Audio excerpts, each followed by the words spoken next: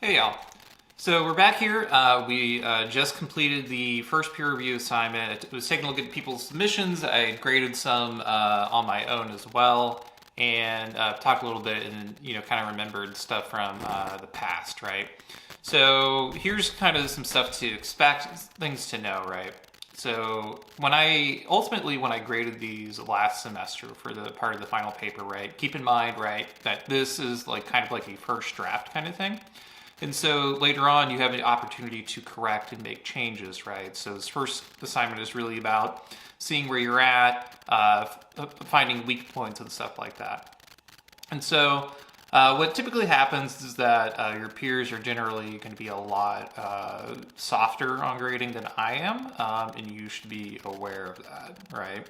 I think some people don't take that seriously, and then later it shows, and then I get frustrated and stuff like that.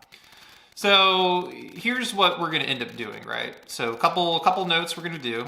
First note is that the single biggest problem where people lose points later down the road is that they simply provide a list of items, right? So like if it is, like if it's criteria, they're just like, they're like parsimony, policy implications, and empirical validity are all criteria, right? So in that sentence, right, and some people think that is sufficient, and it is not. The thing is like you've told me a list, and you could look at that list, you could put those words down, you've not told me what any of that means. And so as an instructor, right, my goal when I'm looking to give points to anyone, right, is to find reasons and ways to give people points, right? That is the way that I do that when I grade papers, right? If someone cannot tell me what those means, right, I have to assume they do not know what that material is, right? And because of that, I have to deduct points, right? Because there is not sufficient evidence to show that the student understands the content, right? That is how I approach things. I cannot look at that list and think, oh, they know what they're talking about, right? Because there's not enough context for me to justify that decision, right? This class is not a completion assignment class. This is, in terms of effort, and your understanding content and material, right? If this was a completion class, it certainly would not be, one of the gateway classes to get into the major. Keep in mind that because of this class, because of the expectations, because of what it ultimately means for getting to the main major, this is based off of student mastery of content, right? So keep that in mind, right? The second part that I'm going to end up doing is that I'm going to clue you guys into something, right? So there were some students who were very good at revising their papers last semester. They got higher grades in the course, and there were some that were not, right? And I think what ultimately happened is that what ended up happening is that people fell into this trap of where they ended up listing stuff instead of listing, defining, and explaining. And then there were also, of course, the issues where people were making mistakes. They did not understand the content.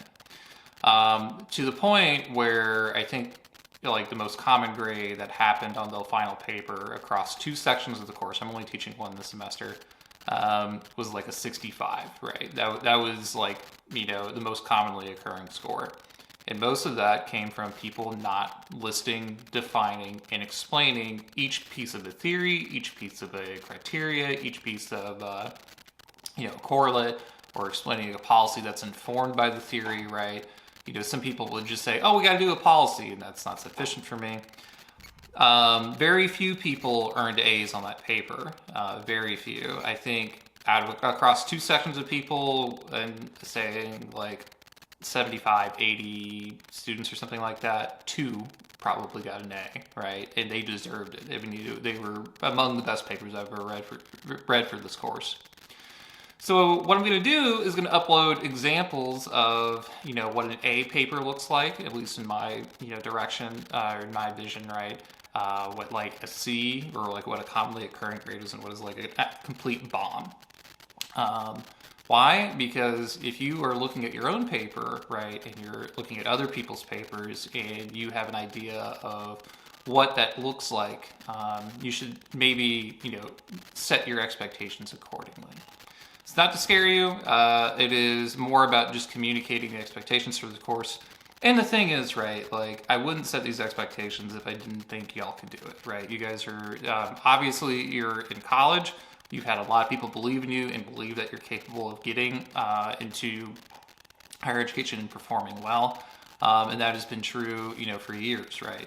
So all these assignments and requirements, while they are challenging, right, while they are difficult, while they are going to require, balancing your work for your other classes and balancing work and stuff like that, I wouldn't set these expectations and they wouldn't be asked of you if you could not do them, right?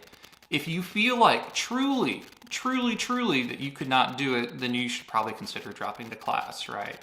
But all of you are capable of doing that. Otherwise, you wouldn't be here to begin with. So with that said, keep your peepers peeled for all this stuff. Take a look at it seriously. And if you have questions about something, I'm happy to answer them. Let's set a time. Let's talk about it. But until then, I'll see you guys next week and talk to you later.